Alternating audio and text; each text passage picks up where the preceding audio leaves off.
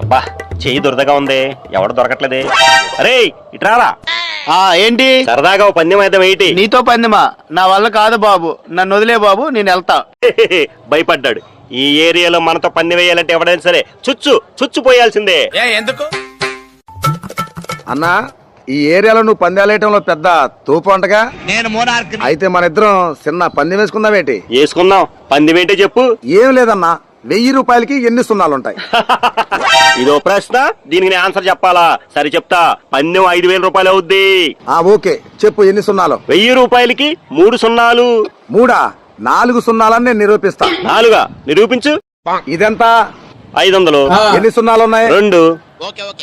మరి ఇదెంత? 500. దీనికి ఎన్ని సున్నాలు ఉన్నాయి? 2. 2 కలిపితే ఎంత?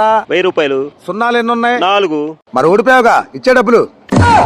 ఎవరు ఇంత టాలెంటెడ్ ఉన్నావు?